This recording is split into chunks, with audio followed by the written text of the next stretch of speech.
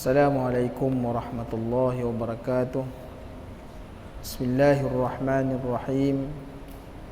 Alhamdulillahi rabbil alamin.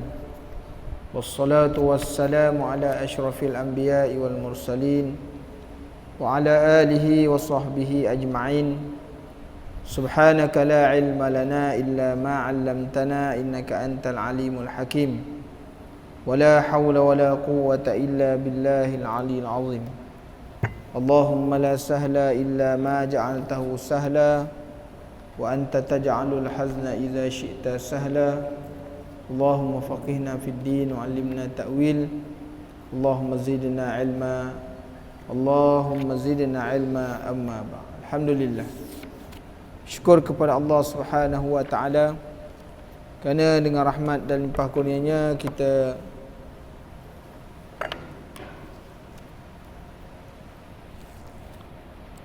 bertemu lagi dalam majlis yang diberkati oleh Allah Subhanahu wa taala. Mudah-mudahan Allah Subhanahu wa taala menjadikan perhimpunan kita mendapat rahmat dan mendapat keberkatan daripada Allah Subhanahu wa taala insya-Allah. Tuan-tuan muslimin dan muslimat yang dirahmati Allah, hari ini kita nak membicarakan sedikit sambungan daripada kitab kita ni dalam bab yang ke-20, iaitu babu fil tasmiyati 'indal wudu, iaitu mengucap bismillah ketika mana mengambil air semayang. Jadi kita nak bicarakan sedikit sebelum kita menyentuh tentang Zulhijjah dan kelebihan-kelebihannya di antara ibadat-ibadat yang disuruh untuk kita lakukan sepanjang daripada 1 Zulhijjah sampai kepada 13 Zulhijjah, dan bagaimana hadis Rasulullah sallallahu alaihi wasallam menyebutkan tentang kemuliaan daripada bulan Zulhijjah ini. Kita berada pada muka surat 79, bab yang ke-20, pada menyatakan mengucap basmalah ataupun bismillah waktu mengambil wudu.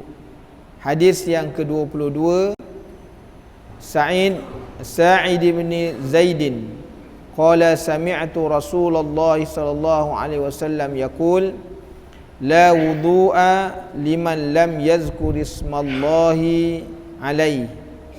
Daripada Sa'id bin Zaid katanya, telah aku dengar Rasulullah sallallahu alaihi wasallam bersabda, tiada wuduk bagi orang yang tidak menyebut nama Allah atasnya. Jadi disebutkan ketahuilah kiranya wahai saudaraku adalah mengucapkan basmalah pada awal-awal mengambil air semayang itu setengah daripada jumlah yang sunat-sunat pada mengambil air semayang pada mazhab Syafi'i, dan kata setengah daripada ulama wajib. Jadi tuan-tuan muslimin dan muslimat yang dirahmati Allah, ini perbahasan mengenai tentang membaca basmalah ataupun bismillahirrahmanirrahim ketika mana permulaan nak mengambil wudu, kan? Jadi mengikut pendapat daripada mazhab Syafi'i, ianya merupakan sebahagian daripada perkara-perkara sunat di dalam perbuatan mengambil wudu. Merupakan perkara sunat dalam perbuatan mengambil wudu, dan sebahagian ulama mengatakan bahawa maknanya nak mengambil wudu ni hukumnya baca bismillah ni adalah wajib. Jadi ini adalah sesuatu benda perkhilapan di kalangan ulama.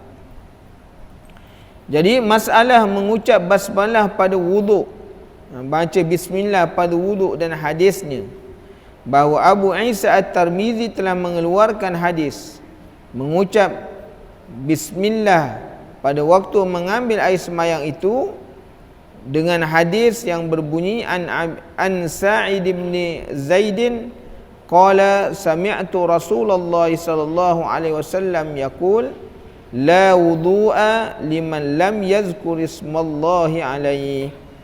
Diriwayatkan daripada Sa'id bin Zaid bin Amr bin Naufal, katanya aku dengar akan Rasulullah sallallahu alaihi wasallam bersabda, tiada wuduk bagi orang yang tiada menyebut nama Allah atasnya, yakni tiada muktabar wuduk orang yang tidak menyebut bismillahirrahmanirrahim pada awal wuduknya.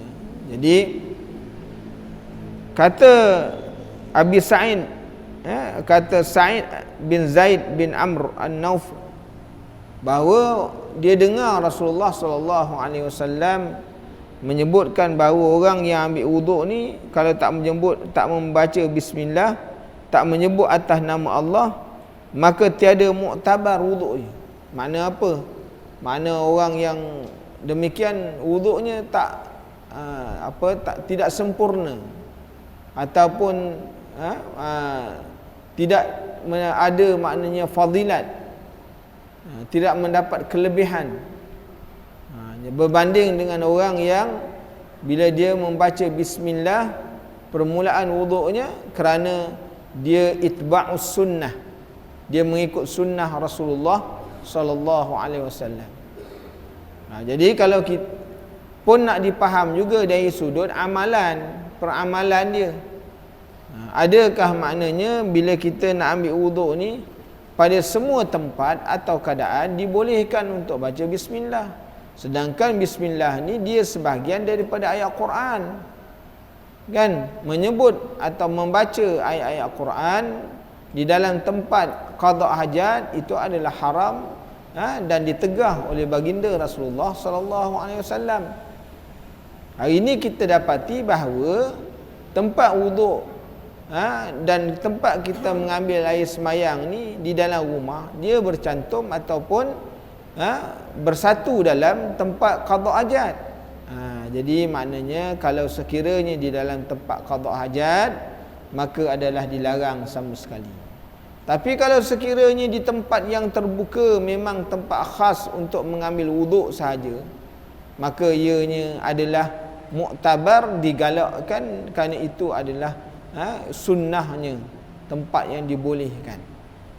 Jadi tuan-tuan muslimin dan muslimat yang dirahmati Allah, macam tempat ruang ruang wuduk, dia tandas lain, ruang wuduk lain, maka taklah menjadi satu kesalahan, dan amat dituntut kepada kita ni untuk membaca bismillahirrahmanirrahim, kan? Inilah yang disebutkan daripada riwayat, diriwayatkan oleh Aisyah, Abi Sa'id, Abi Hurairah, Sahal bin Sa'id dan Anas. Mengucap masalah yang seterusnya, mengucap bismillah pada wuduk dan hukumnya.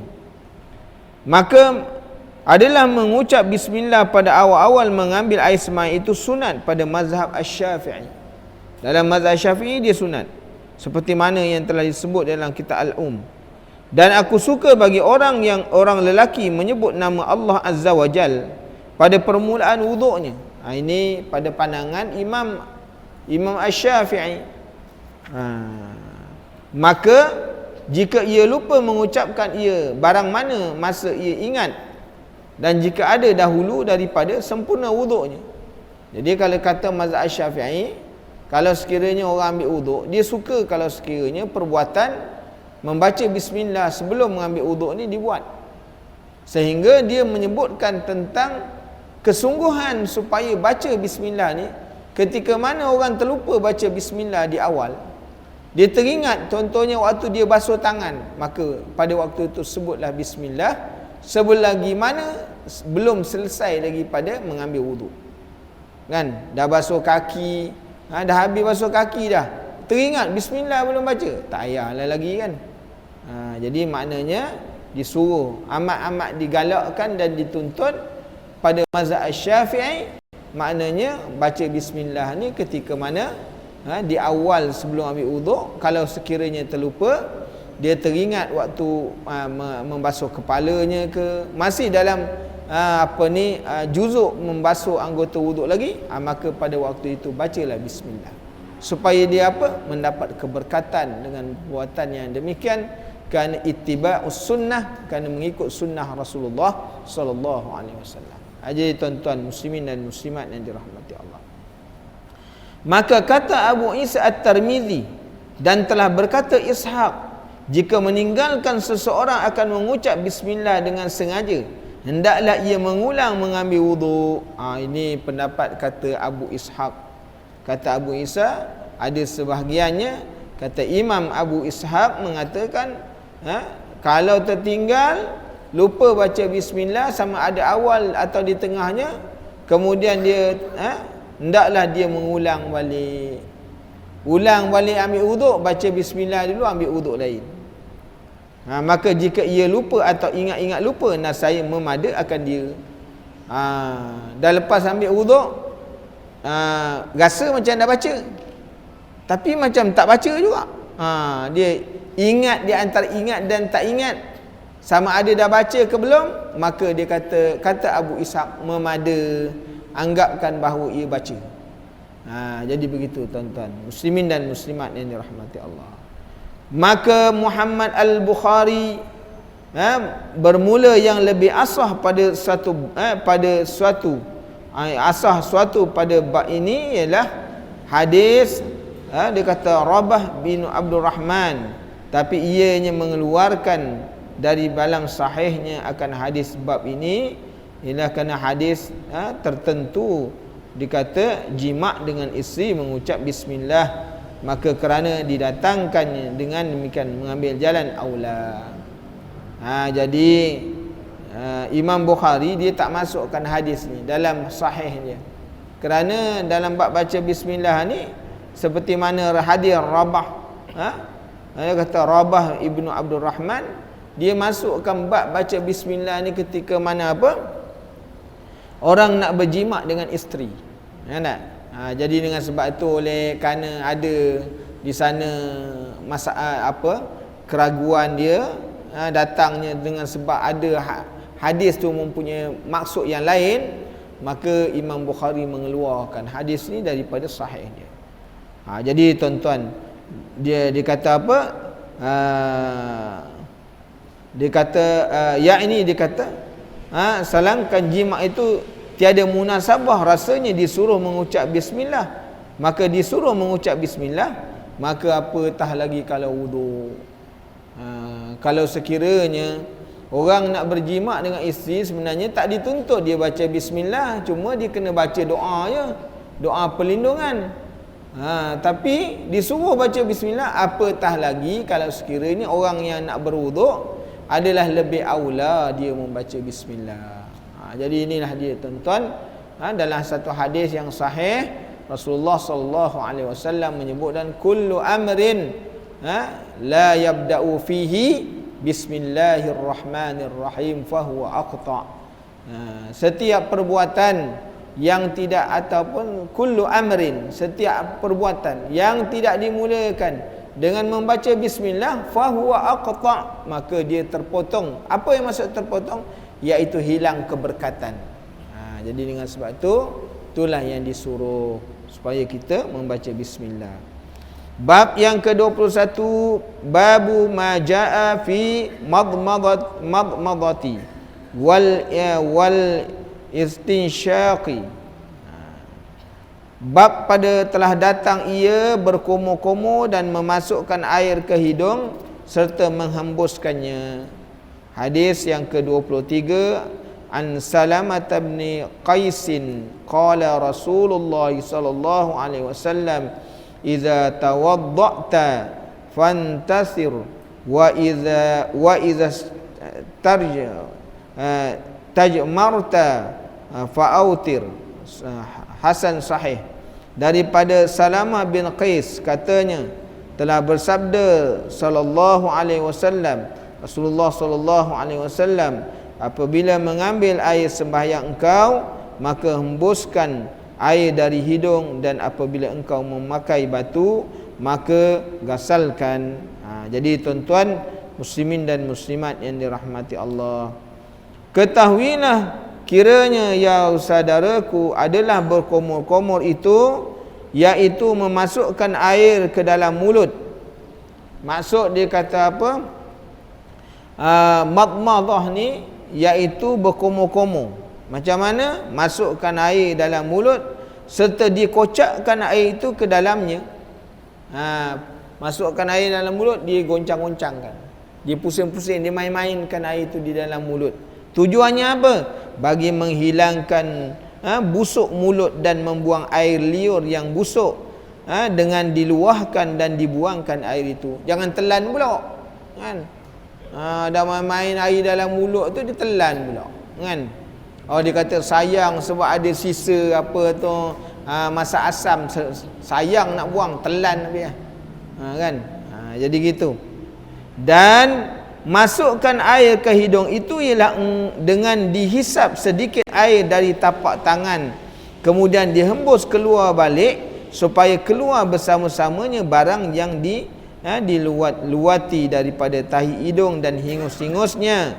Maka syarak suruh sangat mengerjakan demikian dan dikuatkannya. Jadi kita bayangkan tuan-tuan, Islam ni dia jaga kebersihan ni luar dalam tu, sehingga kerongga-rongga yang kecil pun Islam ni cukup ambil berat supaya jaga. Sebab tu dalam Islam ni an-nazafatu nisfu minal iman, bahawa kebersihan tu separuh daripada iman. Tanda iman tu maknanya kebersihan. Makna orang yang hidup tidak menjaga kebersihan, ni tanda iman tak ada.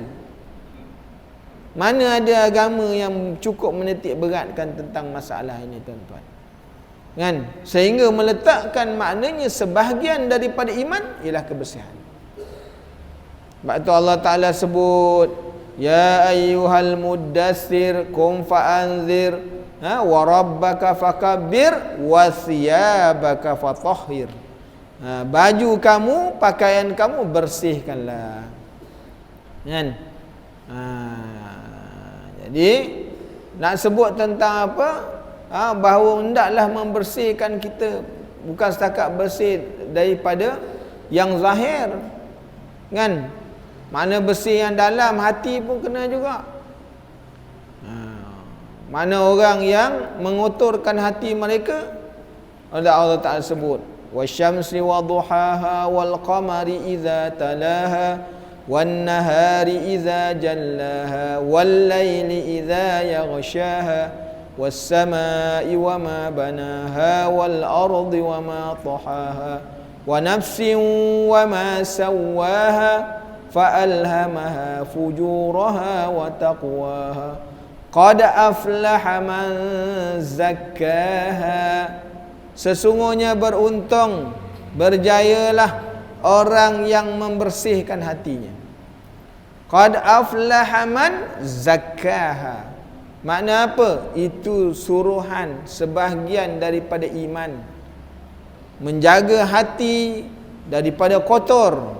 Kotor dengan sifat-sifat yang tidak elok, sifat-sifat mazmumah, disuruh dalam Islam.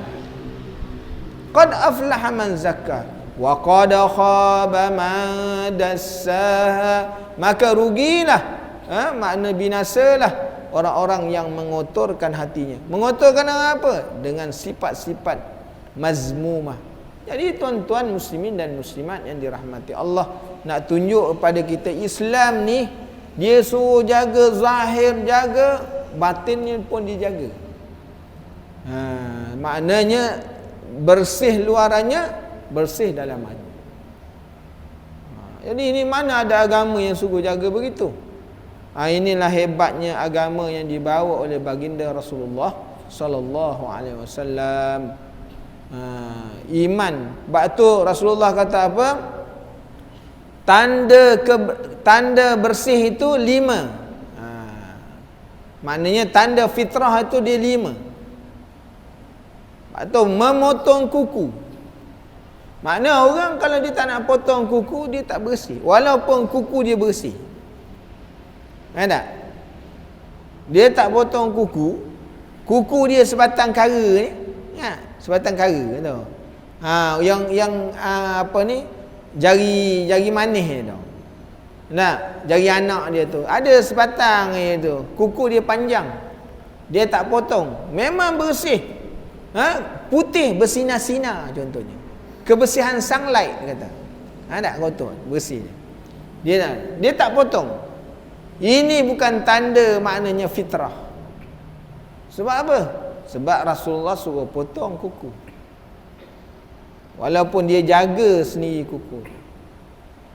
Tanda fitrah. Dia tak nak potong. Berapa lama jarak untuk potong kuku? Iaitu 1 minggu. Seminggu suruh potong.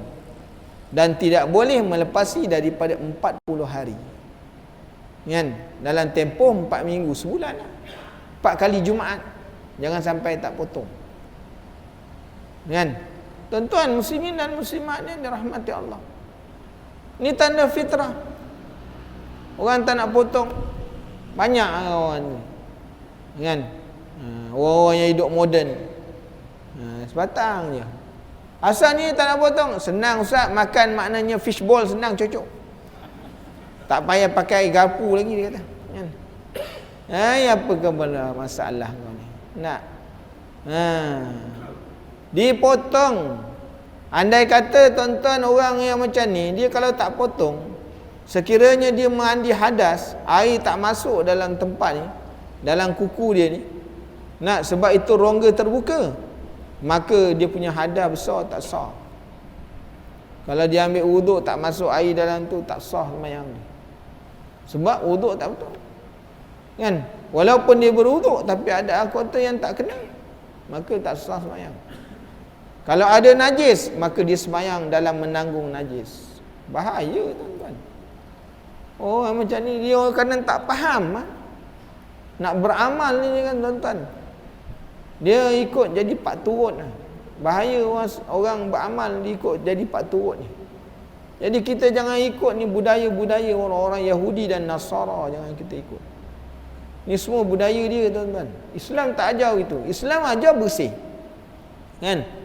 Sebab tu kalau kalau pakaian pun disuruh bersih, makanan disuruh bersih, makan yang baik-baik, kulu washrabu kulu min thayyibati ma razaq, makan yang baik-baik yang kami rezekikan kepada.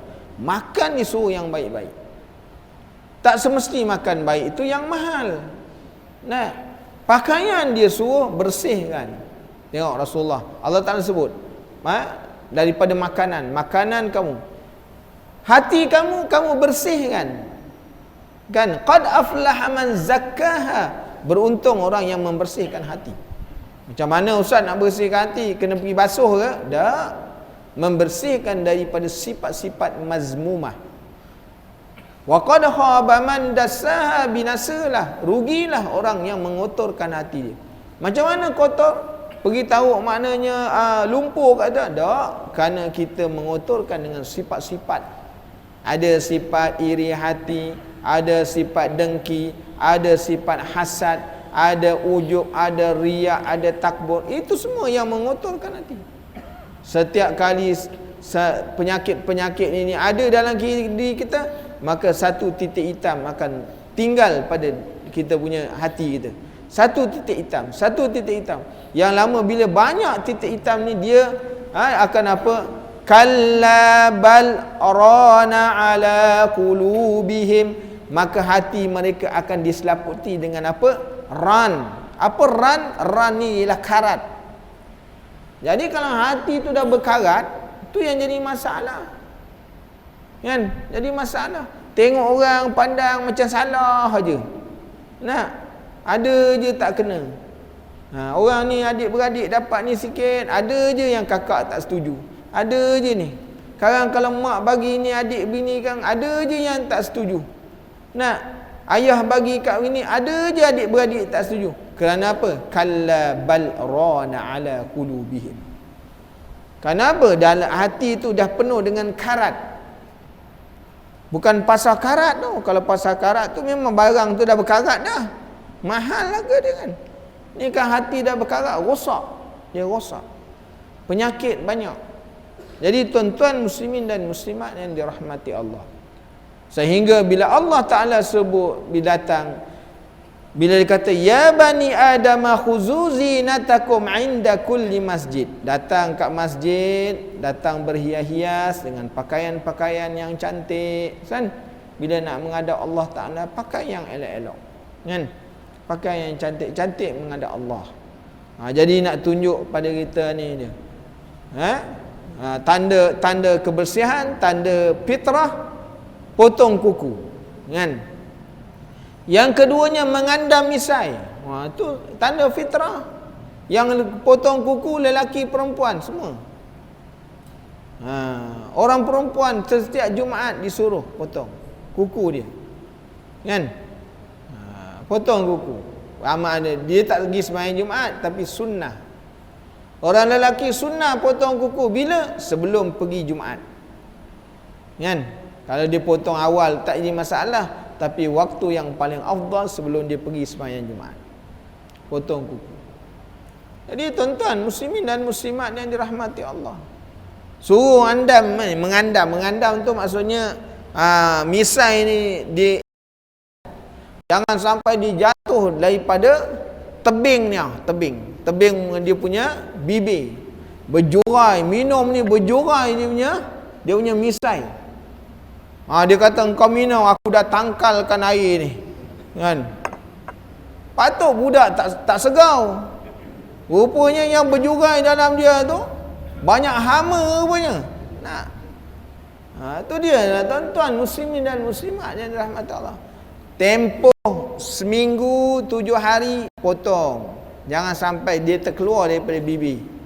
Ini kalau makan masak asam melekat. Allahu Akbar. Jangan ikut orang-orang Yahudi Nasara, tuan-tuan. Dia tak ada prinsip. Orang Yahudi Nasara ni dia tak ada prinsip. Kita orang Islam dia suruh bersih. Jangan ikut. Kalau tak mau cukur maka dipotong bagi elok semua, kan? Sebab tu orang rumah tak mau minum air kita. Dulu Aisyah minum bekas Rasulullah punya cawan. Mana Rasulullah letak mulut dia letak mulut dia dekat situ. Cuba hari ni suruh orang perempuan kita letak mulut dia dekat situ. Tak gamak lah, dia kata. Azaulah tak gamak lah. Kan berkat, mana berkatnya berjurai dia punya bulu-bulu ni masuk dalam ni. Kau nak minum, kan? Dengan masak asam, dengan semua masuk dalam cawan. Ya Allah, pengotor betul. Jadi maknanya jangan sampai 7 hari. Suruh sampai hari Minggu stream. Kalau tak nak cukur dipotong bagi elok. Ini tanda fitrah, tuan-tuan muslimin dan muslimat yang dirahmati Allah, kan? Kita jangan terpengaruh dengan orang lain. Biarlah dengan dunia mereka dia nak cakap apa ke, kan? Jadi kita pula suka pula orang yang macam ni pula. Kita rasa mendewa-dewakan orang-orang yang ni. Islam ni ada cara, kan? Orang yang jadi Islam tak mahu ikut cara Islam, makna itu sebahagian dari kebersihan. Kebersihan ni kan separuh daripada iman. Tak mahu ikut Islam, tak mahu ambil bersih, makna iman tak ada. Separuh daripada iman dia hilang, tuan-tuan, kan? Orang lelaki yang suka simpan misai, ada. Suruh cabut maknanya bulu ketiak, memang dia suruh cabut. Jangan dibiarkan. Jangan ikut orang barat. Jangan lebih daripada 40 hari kena cabut. Cabut ke kau cukur ke terpulanglah. Baik lelaki maupun perempuan. Kan ini yang disuruh dalam Islam. Jangan dibiarkan, kan? Tempat setan bergantung, kan? Jadi tuan-tuan muslimin dan muslimat yang dirahmati Allah, mencukur bulu ari contohnya termasuk dalam fitrah, kan? Mencukur bulu, jangan sampai lebih dari 40 hari. Kerana kalau tidak dicukur, tempat yang dia tu kita pakai pakaian, kerana kawasan yang lembap dengan sebab peluh, dia boleh mengundang virus, kotor dan sebagainya. Sebab Islam suruh. Islam ni suruh luar dalam suruh jaga bersih, kan? Dan suruh maknanya berkhitan. Orang-orang barat mengatakan khitan ini apa? ini semuanya adalah perkara penginyayaan. Ini dia punya kata, tuan-tuan. Islam suruh berkhitan ini banyak asbab. Banyak asbab. Suruh lelaki berkhitan kerana kebersihan. Kalau tak berkhitan, dia menanggung najis. Dia semayang tu najis ada pada kemaluan dia. Begitu juga maknanya perempuan, kenapa disuruh berkhitan? Berkhitan tu kerana apa? Kerana maknanya menahan, memotong nafsu dia.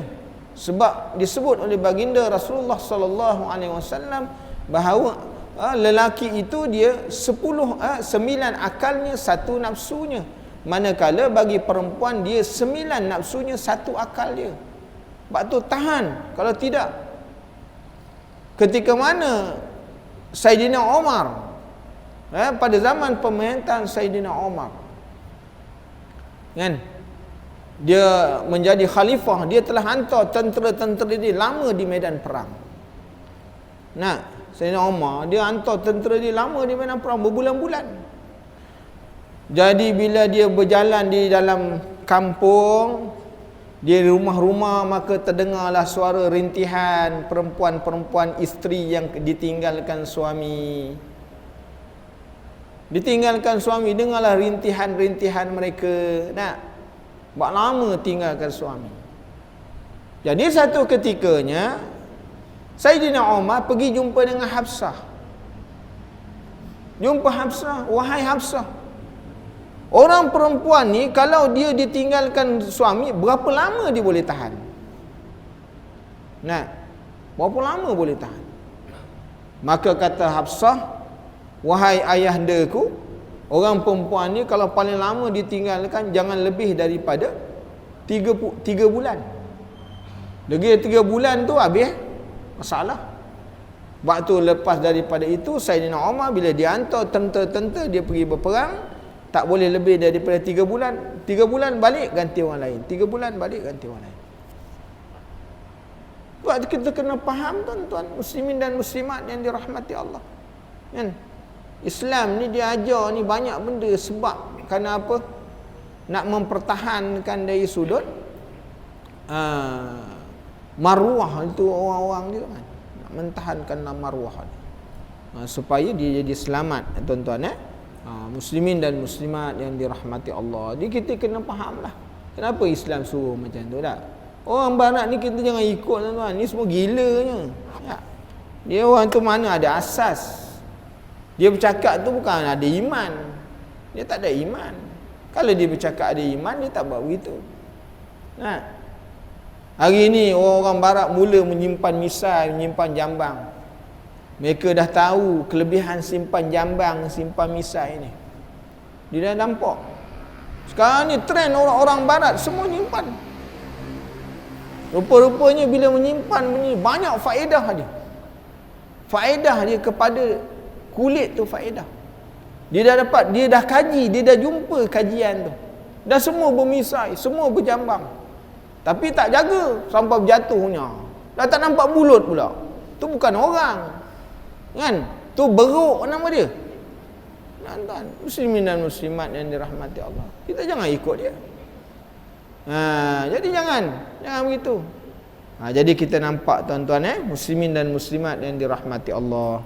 Okay, kita berhenti setakat itu dulu. Kita nak membicarakan tentang amalan ataupun perkara yang dituntut kepada kita bila masuk dalam bulan Zulhijjah. Allah Subhanahu wa taala menyebut di dalam Al-Quran, wal fajri wa layalin ashr. Maknanya demi waktu fajar dan hari yang 10. Maka ulama mengatakan hari 10 ni ialah hari daripada 1 Zulhijjah sampailah kepada maknanya 10 Zulhijjah. Mula daripada 1 sampai masuk pada hari 8. Hari 8 itu adalah hari Tarwiyah, kemudian diikuti dengan hari wukuf pada hari 9, dan hari 10 ialah hari Nahar. 3 hari selepas daripada itu dinamakan dia hari Tashrik. 11, 12 dan 13.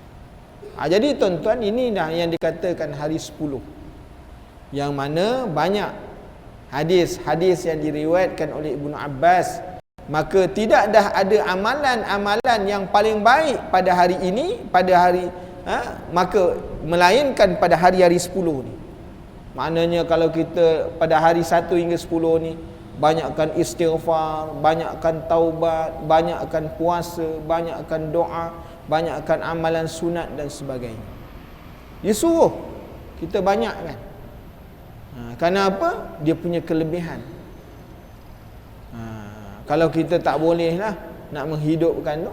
Kemudian disebutkan di dalam hadis Rasulullah sallallahu alaihi wasallam, barang siapa yang berpuasa pada hari yang ke-9 daripada Zulhijjah, mana hari wukuf, maka diampunkan dosanya yang lalu dan yang akan, setahun yang lalu dan setahun yang akan datang.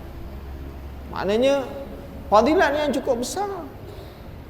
Hari ni kalau kita bertemu, dah berapa banyak kali dah kita bertemu dengan 9 Zulhijjah, tapi kita tak puasa kan.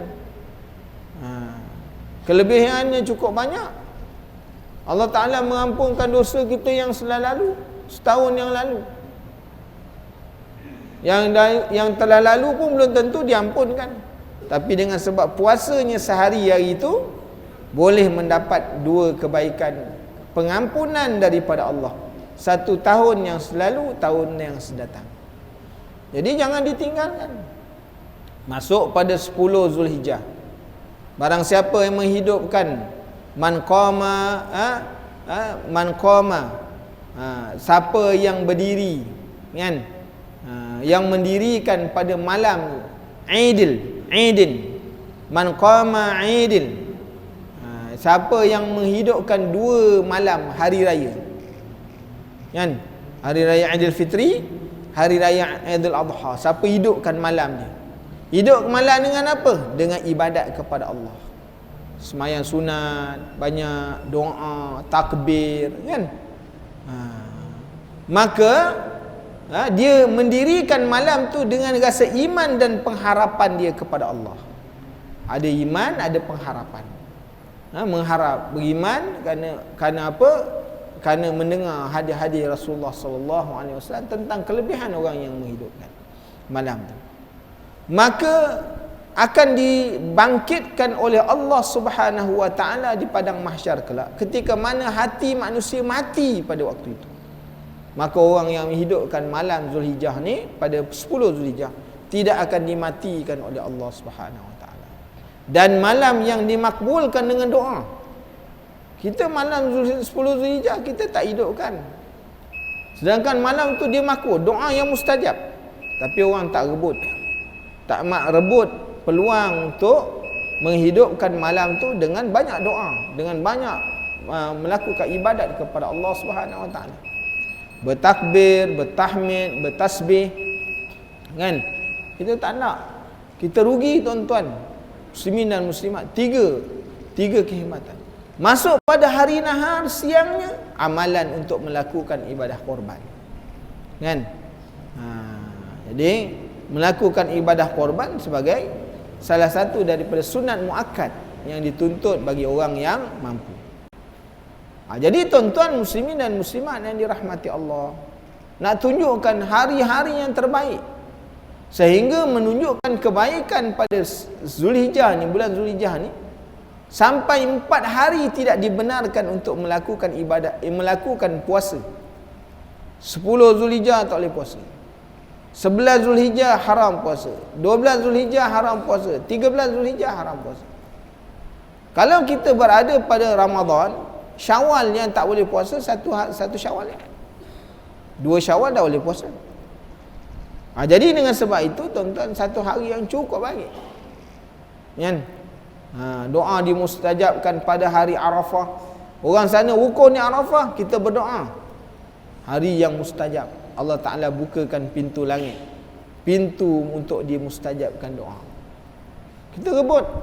Malang kalau kita tak nak rebut, rugi tuan-tuan Jadi tuan-tuan muslimin dan muslimat yang dirahmati Allah, bagi orang yang nak berniat, dia telah berniat untuk melakukan ibadah korban.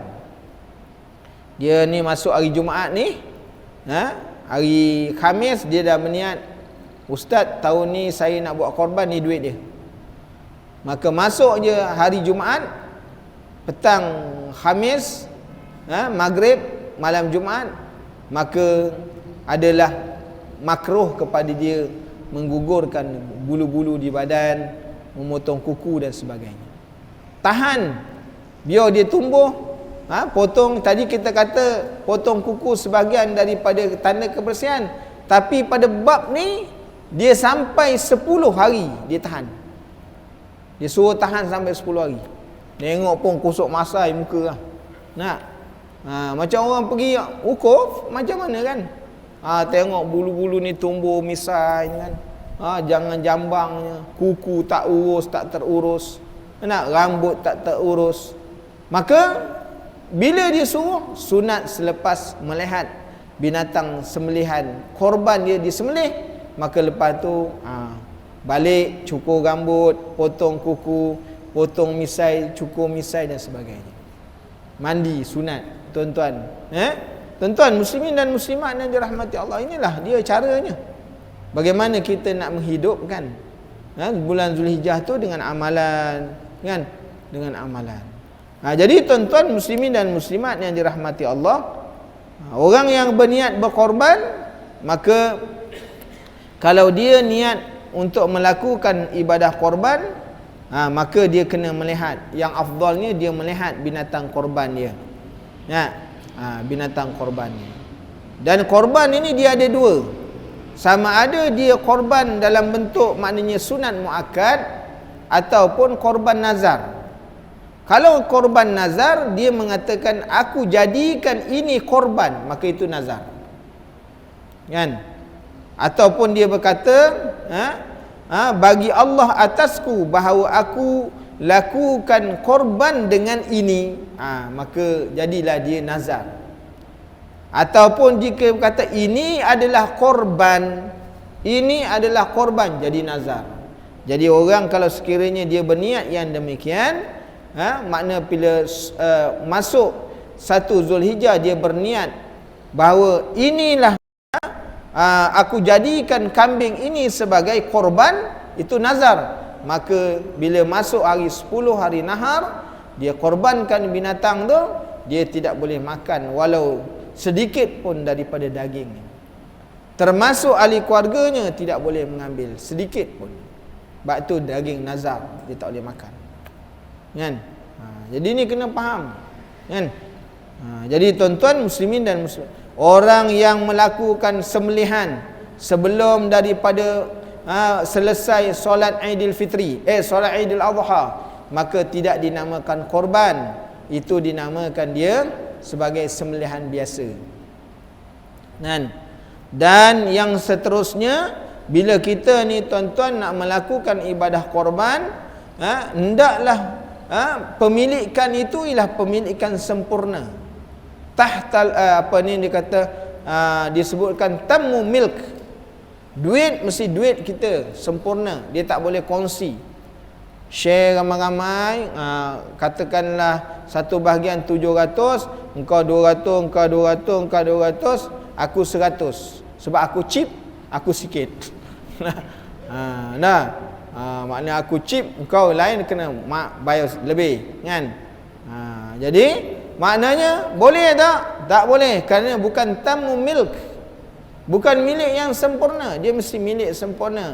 Kalau 700 satu bahagian, 700 tu saya punya. Dia tak boleh main share-share. Sebab itu duit tabung masjid tidak boleh digunakan untuk melakukan ibadah korban. Kerana apa? Duit tabung tu bukan milik kita. Dia wakaf.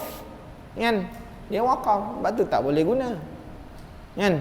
Kalau nak beli juga lembu, kita nak pakai duit tabung, itu bukan korban, bukan atas niat korban. Untuk sembelihan biasa boleh lah. Kan? Untuk sembelihan biasa boleh. Beli 1 ekor, ni sembelihan biasa. Niatnya tak ada apa. Apa ni? Bismillah lillahi ta'ala. Tak adalah atas niat korban. Ni siapa-siapa boleh makan. Kan? Nak bagi apa? Okey. Jadi ni kita kena faham tuan-tuan, mesti tammu milk. Dan bila kita berkorban ini tuan-tuan, maknanya memastikan bahawa Kalau sekiranya binatang korban itu dia yang besar, seperti mana lembu kambing, lembu unta, kerbau, maka 7 bahagian.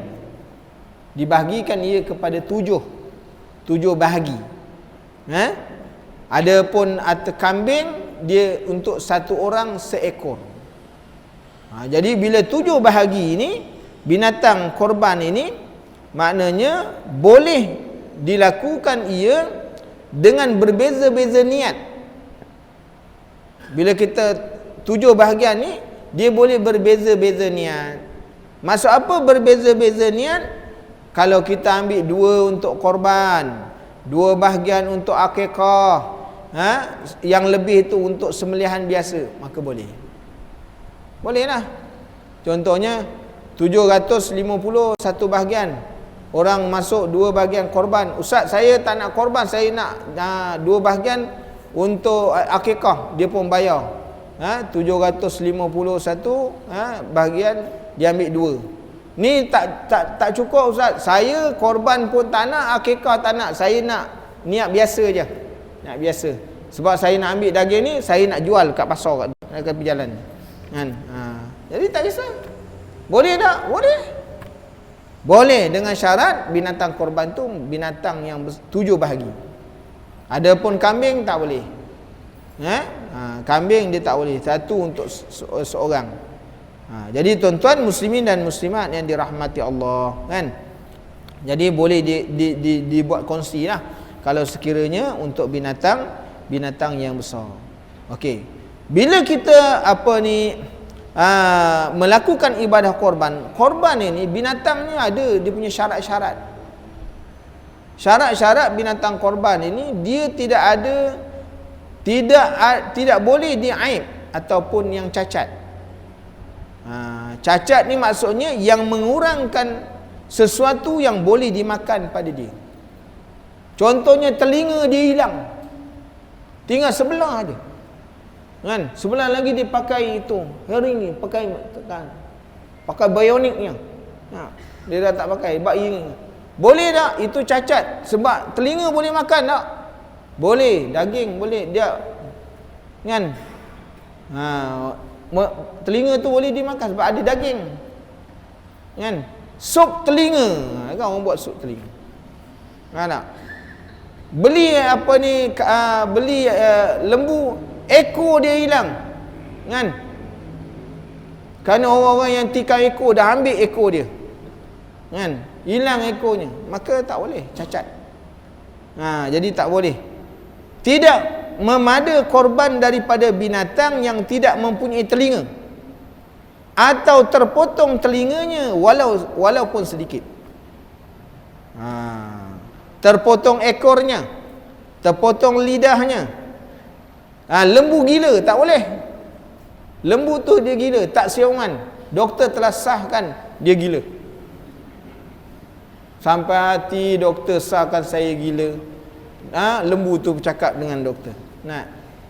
Engkau gila, nak buat macam mana? Tanda dia kata apa? Apabila kalau dia gila, dia tidak mahu makan rumput yang menyebabkan kurus yang mengurangkan dagingnya. Dia tak boleh. Lepas tu nak beli lembu ni, beli yang gemuk-gemuk. Beli yang sihat-sihat.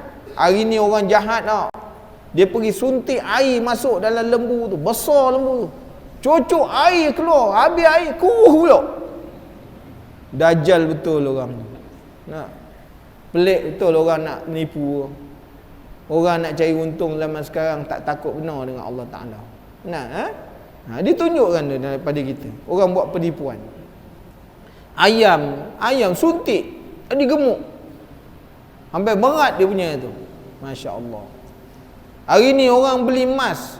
Orang tipu beli emas. Dimasukkan dalam tu ada maknanya masukkan bahan supaya emas tu jadi berat. Sebenarnya emas tu tak ada nilai dan benda tu tak ada nilai, tapi dimasukkan. Orang tertipu. Kita buah angkas semayang siap punya. Allahu Akbar, nak nampakkan orang kan. Oh berat ni tayu tangan ni. Karena dalam tu penuh dengan bahan logam yang tidak ada nilai. Bila tolak, dia kata tak ada harga. Dia pun bukakan, rupanya ada macam apa, benda hitam kan. Tak ada nilai. Orang tipu. Zaman sekarang orang tipu bukan kira, tuan-tuan. Kan? Dia semua tak ada takut dengan Allah. Hatta dalam ibadat pun orang tipu juga. Mencuri dalam semayang, tipu Allah Ta'ala. Dia kata aku tak kira. Menipu dalam semayang. Semua dia tak takut dengan Allah. Kan? Okey. Kemudian dia kata yang juga tidak memada korban ialah binatang yang berkudis, walaupun sedikit, kerana merosakkan daging dia. Lembu tu ada tokak contohnya, ada kulat contohnya, berkudis, maka tak boleh buat. Kan?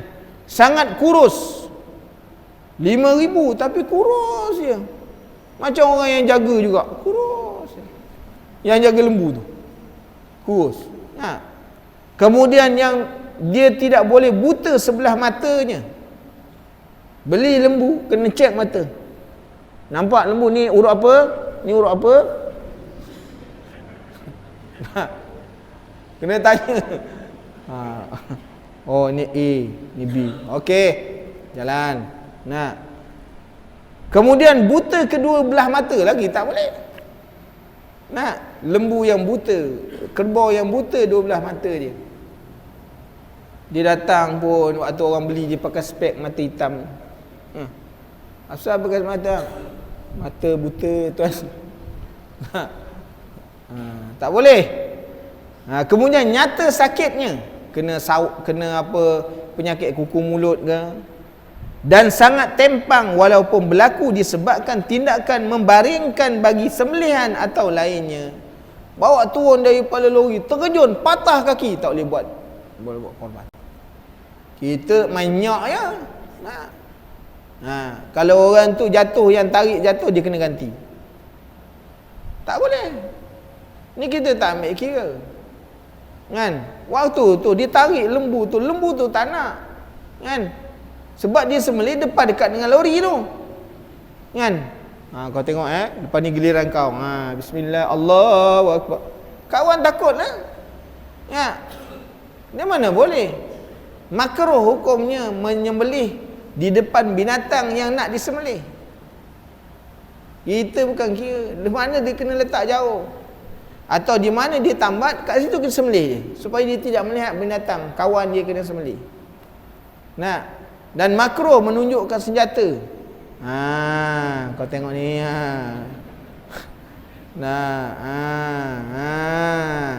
Dia tendang kau. Kan? Tak boleh. Kita bukan ambil kira benda tu. Dan tidak boleh menyembelih binatang yang bunting, yang ada anak dalam dia, kerana mengurangkan daging. Tak boleh. Jadi tuan-tuan muslimin dan muslimat yang dirahmati Allah. Okey. Bagaimana kalau binatang tu cacat tapi niat dah nazar? Kan? Kecacatan yang kita sebut tadi tidak memada dibuat korban, melainkan jika dah dinazarkan untuk korban dengan binatang itu. Contohnya, dia berkata, bagi Allah atasku melakukan korban dengan binatang ini, tapi binatang itu cacat. Tapi oleh kerana dia dah berniat sebagai nazar, maka ia dibenarkan. Sedangkan kambing yang ditunjukkan tu buta atau sakit, atau ada aib-aib lain, atau belum cukup umur, memada korban dan wajiblah disembelih sebab dia niat nazar. Kalau tak niat nazar, maka tak boleh. Dia tak boleh, kena ganti yang lain, binatang yang lain. Dan dia kata apa? Memada korban dengan binatang yang tidak bertanduk atau patah tanduknya, atau terbelah telinga, koyak telinga dia, koyak, bukan hilang, koyak telinga, ataupun yang ditebuk telinganya dengan syarat tidak menghilangkan sesuatu daripadanya. Itu bolehlah. Jadi tuan-tuan muslimin dan muslimat yang dirahmati Allah, kemudian haram atas orang yang membuat korban nazar dan semua orang yang di bawah tanggungannya, iaitu nafkahnya, makan sesuatu daripada korban nazar. Tak boleh makan.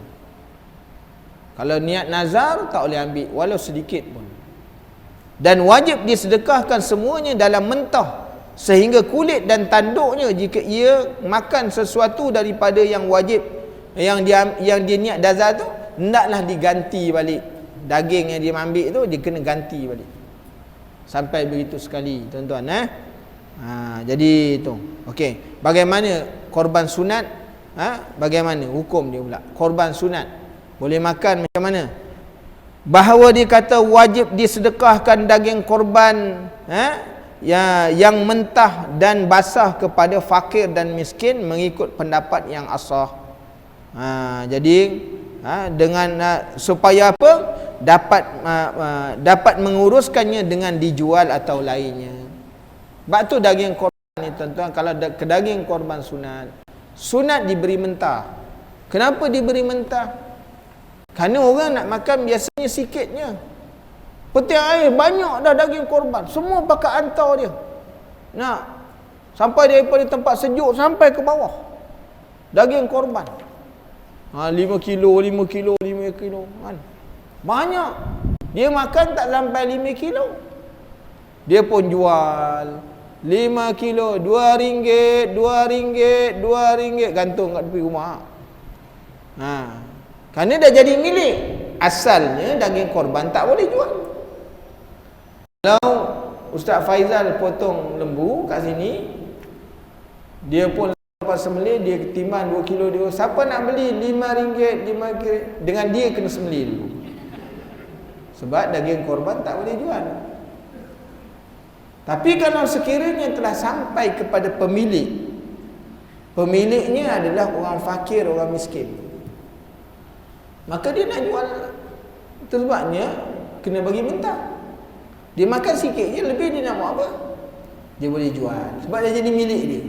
Asal dia tak boleh jual. Dah milik seorang tu, dia boleh.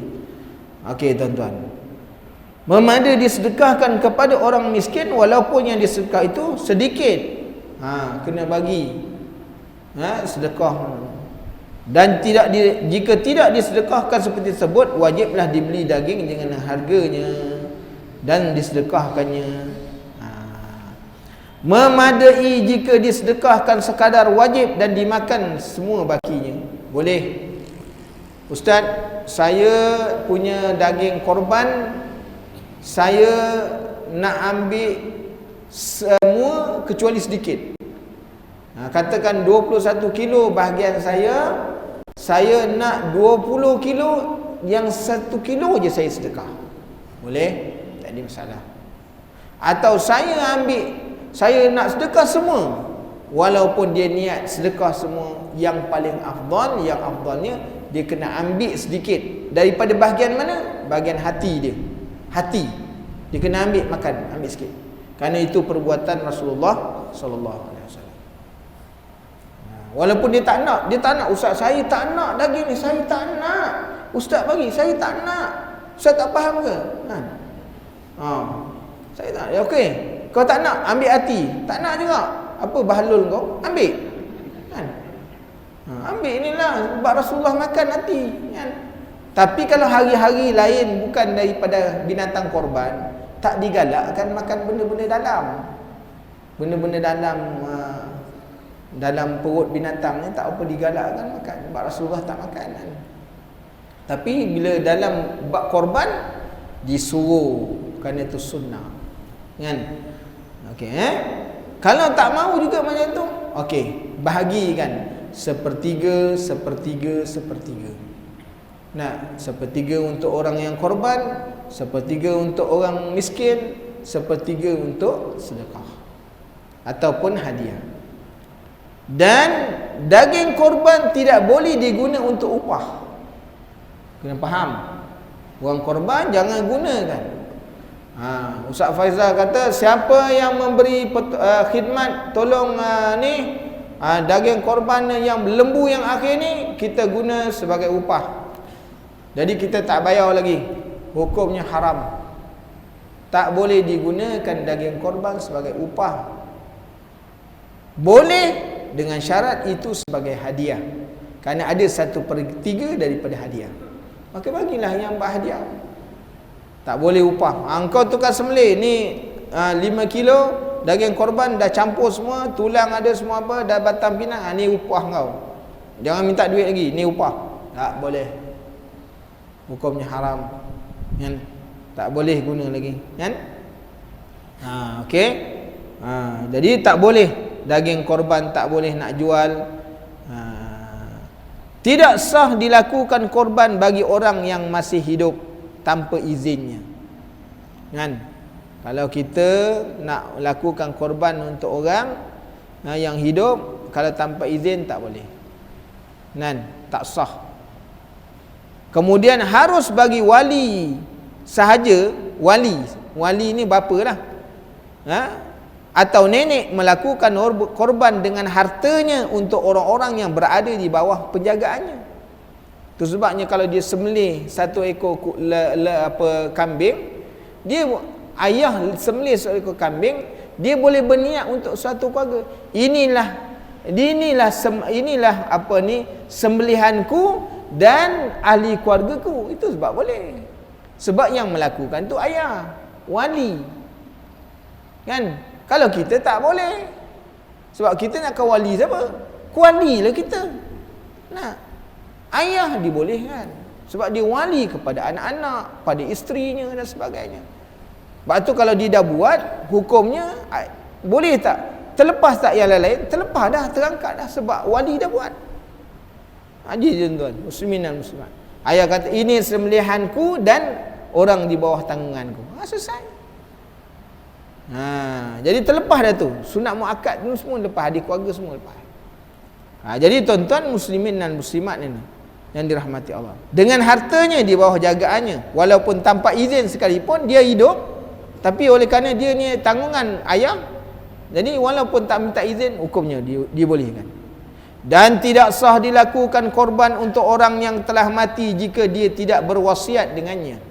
Ini dalam pandangan mazhab Syafi'i. Kalau orang mati tak ada wasiat, maka tak sah. Jika dia berwasiat supaya melakukan, maka sahlah dibuatkan korban untuknya.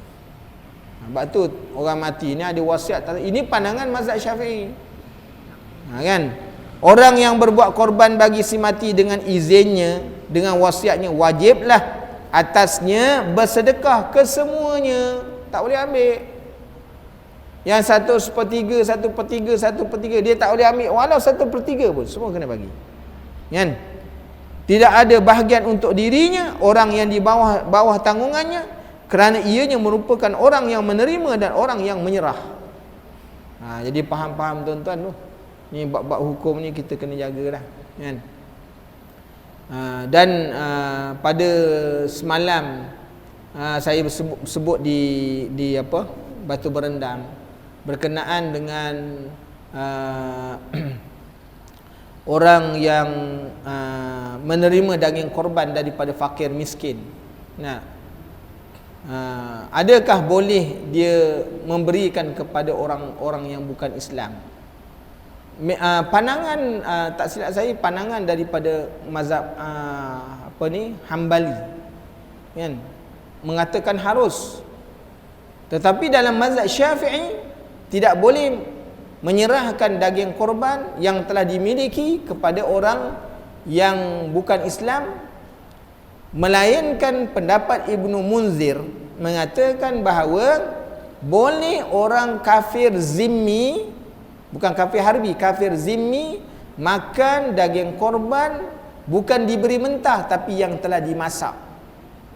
Panggil dah masak, orang ni dia dapat daging korban, masak, kemudian panggil orang bukan Islam makan dengan daging ni, itu dia kata harus.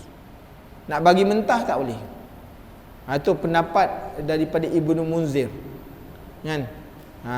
Jadi ini kita kena fahamlah tuan-tuan, sedikit demi sedikit, supaya kita tahulah bila nak menjalankan tentang akikah ni, tentang korban ini, kita fahamlah bagaimana cara nak menyelesaikan ibadah kita kepada Allah Subhanahu Wa Taala, supaya kita dapat melaksanakan dengan yang baik ibadah korban kita tadi. Jadi itu sedikitlah, supaya ada maklumat kalau kita nak melakukan ibadah korban. Besok adalah maklumat kepada ustaz, bagaimana nak menyelesaikan masalah kan? Masalah kalau berlaku, masalah kulit punya mana? Kulit tak boleh dijual, kan? Kulit tak boleh jual. Kalau ada orang nak ambil kulit tu, dia kena boleh diberi. Tapi ni macam mana ustaz? Kalau tak ambil ni, kulit ada manfaat. Ada satu riwayat yang disebut oleh seorang ulama daripada Syria yang mengatakan hukumnya harus menjual kulit, tetapi duit itu kena kembali balik kepada fakir miskin. Dia tak boleh masuk tabung masjid, tak boleh. Dia mesti dikembalikan balik kepada orang yang berhak untuk terima. Kalau dah banyak kan, buang, mubazir. Satu pembaziran, innal mubazzirina kanu ikhwana syayatin, tak boleh. Kalau ada orang nak ambil, tak jadi masalah. Jangan kau kata ni ambil satu kulit RM5 bayar. Tak boleh. Sebab tu memang dia kena sedekah kan. Tak ada orang ambil, orang ada orang nak ada, boleh jual. Duitnya masuk, bagi balik pada fakir. Jadi begitulah tuan-tuan, muslimin dan muslimat yang dirahmati Allah, sedikit sebanyak perkongsian yang boleh kita bicarakan pada malam ini tentang ibadah korban, insya-Allah kan. Okey ya.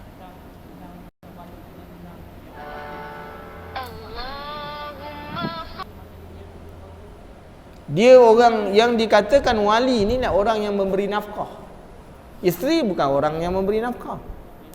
Itu sebabnya dalam bab memberi nafkah ni, kalau sekiranya seorang anak kematian bapa, itu sebab dinamakan yatim. Kalau seorang anak kematian ibu, dia tak nama yatim, kan? Dia tak nama yatim sebab ibu bukan memberi nafkah, dan ibu bukan menjadi wali. Dia bukan boleh jadi wali, kan? Bapa. Sebab tu kena faham kan? Lain soalan? Ada soalan lain? Tak ada Kira faham semua kan? Kira bab mengajar orang alim ni senang, kan? Bab orang alim. Kalau orang tak alim ni susah. Mengaji tak faham. Jadi gitulah insya-Allah.